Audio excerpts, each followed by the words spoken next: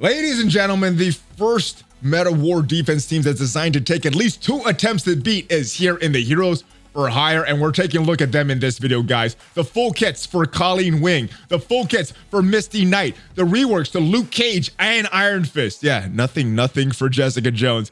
This is designed to take at least 2 attempts to beat, and that is awesome if you're on war defense, but not so awesome if you're on war offense. Why is this team so strong? We're going to take a look at the Black Order fighting this team. We're going to take a look at Shadowlands fighting this team. And we're going to take a look at the brand new X-Factor facing this team. See how well they do against this new meta war defense team. And if you're ready to see how strong this team actually is, find that like button. And let's go smash it! ValleyFlyin.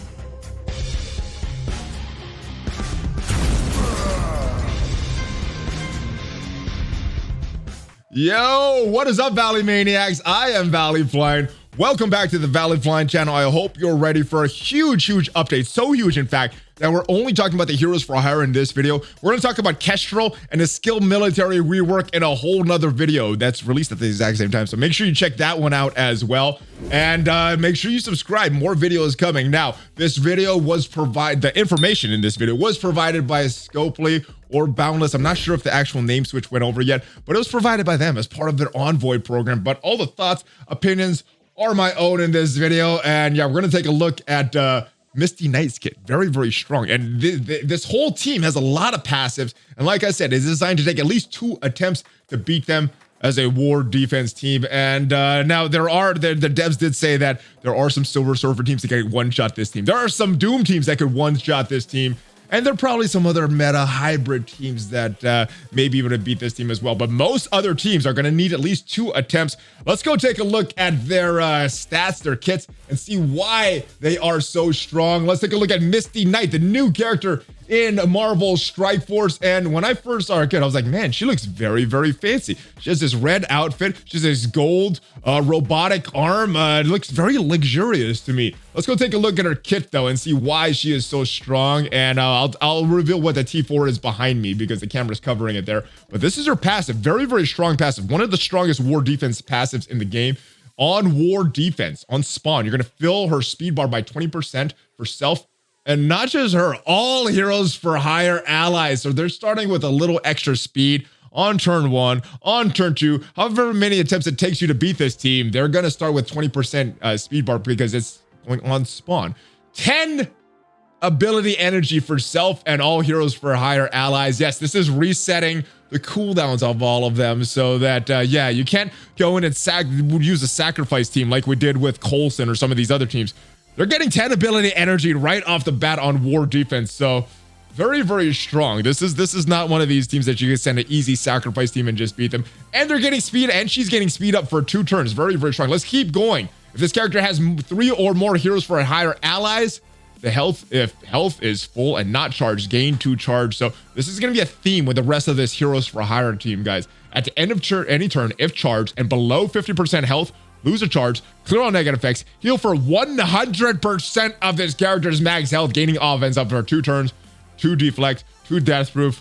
It's kind of a theme, that healing that they have with these charge and war on war defense, guys. If charged, always revive on death, so you cannot kill. Well, I guess you can kill her, but if she has a charge, she's coming right back to life and gaining 10% damage, 10% damage reduction, 10% resistance per charge, and on enemy death. Apply speed up for 2 random Heroes for Hire allies that do not have speed up. Strong. Gaining 5% dodge chance, 5% per Heroes for Hire ally, and on war defense, getting some extra focus. My goodness, that's enough for almost the whole kit, but that is just her passive, guys.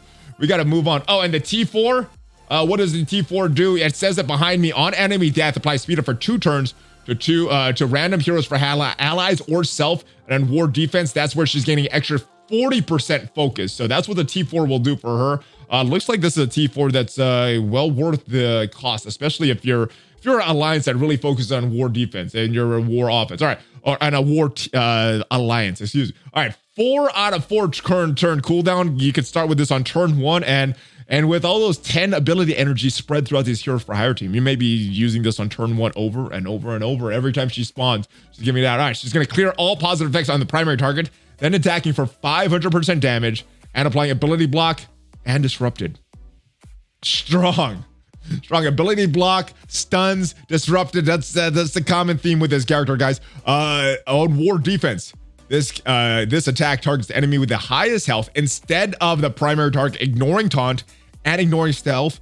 Also gaining 5,000% extra focus for this attack. And if Colleen Wing is an ally, cannot be blocked. So if you're on a team together, you're not blocking their attacks. And what does the T4 do? It's pretty good. It's only adding 120% damage to the primary target. So pretty good. I don't know if it's worth that T4 investment unless you're going really, really hard on this team. Stopping power, her special. Energy cost 3 out of 3. You're going to attack the primary target. 350% damage, applying stun and heal block. You're getting a stun with a 3-turn cooldown with Misty Knight. Strong. Even not on war defense, that's still a very strong move. Chain attacking to adjacent target, 300% damage, ability block, and heal block. So not only does this move stun, it also ability blocks. My goodness, when the folks over at Skillitary want to design a kit, strong. It is very, very strong. And let's keep scrolling down here because on war defense, this attack targets the enemy with the highest damage instead of the primary target. Yeah, this is kind of an AI proof here. Clearing all death proof from all enemy summons, attacking them for 500% damage. This part of the attack cannot be dodged. You're gaining an extra 1,000% focus for this attack. If Colleen Wing is an ally, this cannot be blocked. And the T4 is going to give you 40% extra damage to primary and secondary targets and 100% damage to summoned enemies. So looking very, very strong. This is a very strong character. This is a very strong kit. Colleen Wing has a very strong kit as well, but this is an exception. All right. Attacking the primary target, 330% damage, applying defense down on a basic, applying offense up to a random Colleen Wing ally, which is, the wording on that is weird. Why doesn't it just say Colleen Wing? I don't know. If Colleen Wing is the ally, this cannot be blocked. And the T4, what is it going to do for her basic? Well, you're going to go 40% damage to the primary target, always applying defense down and applying offense up to a random Colleen Wing ally. So that you get that weird wording on that T4 here, guys. But the stats, health, this is at obviously 7 gold stars, 4 red stars. I can't remember what the gear was. The gear was gear 14. All right, so stats, health, decent. Damage is okay. The damage is actually pretty good. Armor, decent. Focus is pretty good. That's what you need as a controller. There's a lot of focus there. Resistance is okay. And his speed, she's kind of slow. 100 speed, but they're getting a lot of speed at the start. They're getting speed ups. It says 100, but it's the effective speed is going to be a little more than 100. Let's pause this. Let's go take a look at the kit for Colleen Wing. And I gotta say, I really like this character model. Might be one of my more favorite ones in the game. And as we take a look, now we did see the kit in the blog post last time. So what I want to do is talk about the T4s, and the T4 for this one, 100% damage to the most injured enemy. When this character has deflect, gain 100% chance to counterattack, plus 20% block amount. So looking strong. She is a strong character. This whole team is very strong. All right, Samurai Flash. This is her ultimate 3-turn cooldown. So 3-turn, this low cooldowns. All right, 50% piercing to all enemies. So that is very good. That's a little above the baseline of 50% damage, because the piercing, you're going to ignore the armor with that, and applying heal block for 2 turns to all enemies. So that is what her ultimate looks like. Her special here, fearsome strike, attacking the primary target, 400% damage, 4 bleeds. This attack, and she has a lot of high damage on her base stat. So these bleeds, they're gonna wreck some people. This attack gains 30% piercing for each heroes for a higher ally. Yeah, gaining 3 deflects and her war defense. Oh, and the T4, excuse me, is gonna add 70% damage to the primary target and applying those 4 bleeds. And then the basic Katana Slash, 40% damage to the primary target and applying 2 bleeds is what the T4 does. And yeah, a lot of common themes. And if we take a look at what her passive does as well, if we took a look at what it did the other day, her passive, it also has that healing with the charge there. So decent health. The damage, I'd say, is a little low for the brawler there, but she does have some pretty good damage that she's gaining some stats for. Armor is good. Focus is pretty good as well. Crit damage, and her speed is 113. So not a slow character by any means. But again, the effective speed on this hero for hire team is going to be a little faster because of the speed bonus that you're getting in the beginning and the amount of speed ups that Misty Knight can apply. All right, let's go fast forward, not fast forward, but let's go over here and take a look at some of the commentary from the devs. First for, we'll take a look at Kestrel later. But yes, high health, high damage, high focus. What is the extra commentary? Colleen Wing is powerful on her own, but she is strongest one on the team of the rest of her heroes for hire on war defense. Colleen Wing works best with paired with Misty Knight and the rest of heroes for hire. All of her attacks cannot be dodged if Misty Knight is her ally, and she has a chance to gain a bonus attack on the end of every hero for hire ally's turn. She's getting a lot of attack, guys. Misty Knight, their dev proposition value is surgical control that consistently applies stuns and ability to block the enemy team. Couple ISO 8 recommendations for Misty Knight is Striker because they're basic, and assist apply defense down, which is very strong. And a skirmisher is another important one. Every one of our core abilities applies power for debuffs, and if you get the level 5 of the skirmishers, it's going to give you 50% extra focus. Yeah, that's good. And as far as ISO 8 recommendations for Colleen Wing, Striker, obviously, because she does the damage, and Raider, she has a high attack frequency. She might get a lot of those targeted on the enemies. Let's take a look at Luke Cage and his reworks here. All right, his basic. Now, there's other things that these effects do, like their actual attacks. The taunt is not on here, but this is kind of to take a look at the old and new. So 30% chance to apply assist now to a random hero if that defender is if that ally, is a defender. They also gain offense up. But now, instead of that 30% chance, it's gonna be always 100% chance to get an assist now. That defender is if that ally is a defender or heroes for ally, they're both gaining defense up. So a couple options there. I mean, you're using Luke Cage in a few different teams with the defenders and the heroes for higher attack. Now the special is going to do a few things, but in addition to the other things that's not listed here, instead of just regeneration to the defenders, it's also going to the heroes for higher allies. The ultimate, instead of just applying the offense up to defender allies for 2 turns, the ability, energy, all that stuff is missing here. But you're gonna give offense up, defense up to all defenders and hero for higher allies for 2 turns, and you're gonna get 2 deflects, 2 death proof for self and all hero for higher allies. So getting some good stuff there. Now, if we take a look at his passive, he's getting that kind of heal bonus as well that Misty and Colleen both had.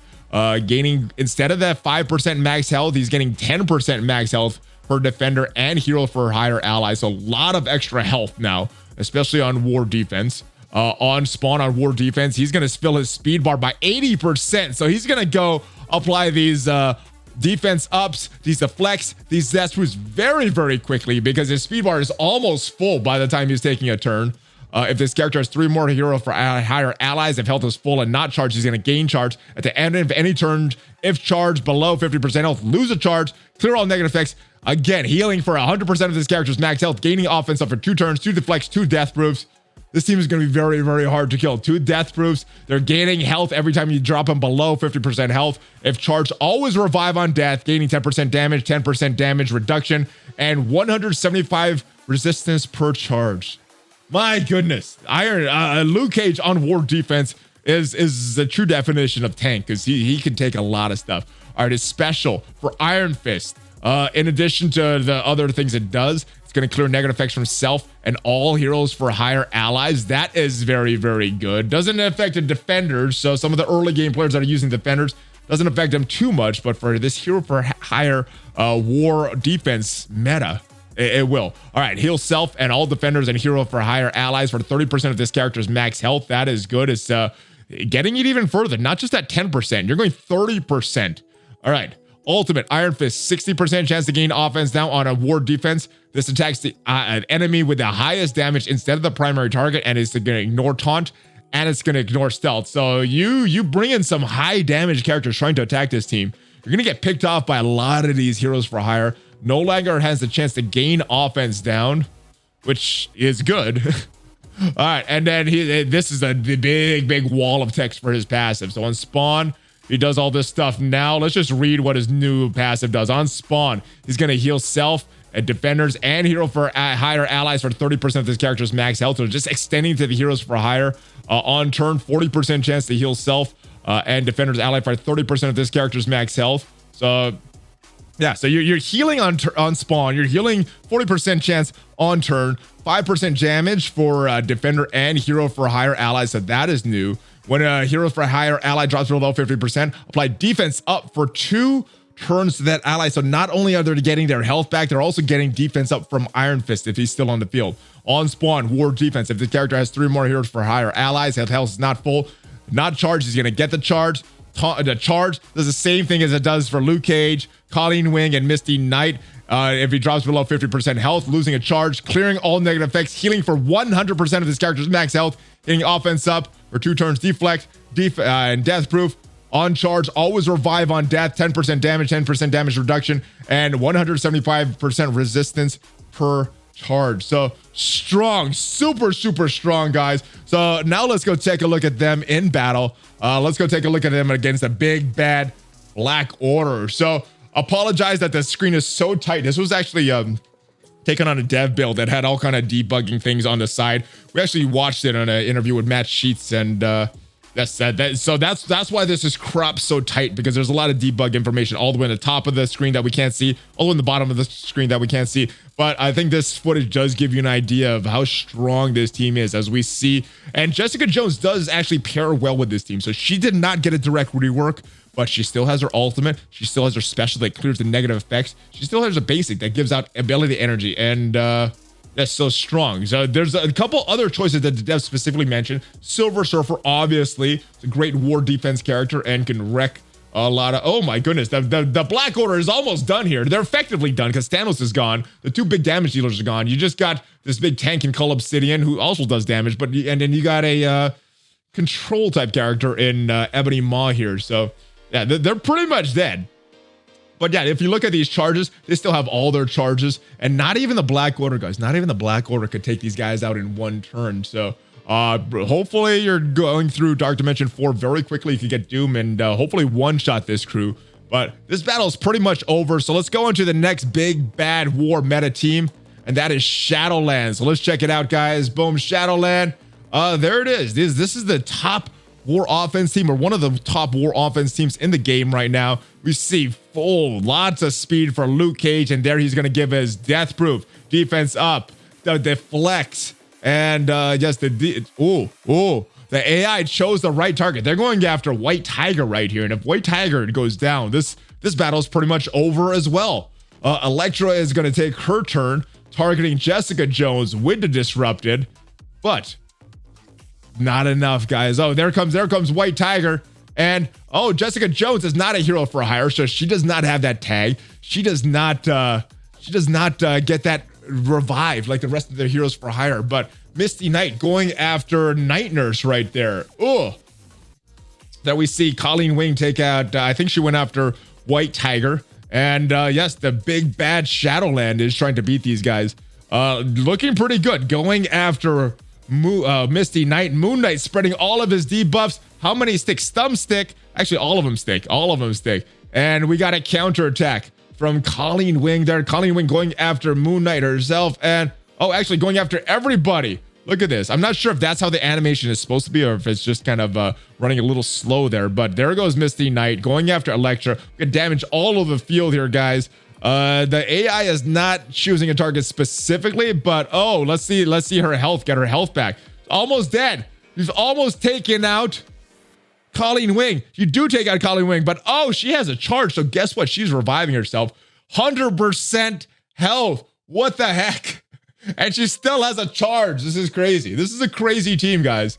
I don't know, for better or worse, this is a 2-tap team on war defense. So like I said, awesome if you're on war defense, but if you're on war offense, this is going to be a painful team to fight. So you might want to build up your Luke Cage, you might want to build up your Iron Fist, and these characters you might want to invest in as well, especially if you're a heavily focused war team. All right, so this Heroes for Hire almost takes out Moon Knight. Colleen Wing finishes the job.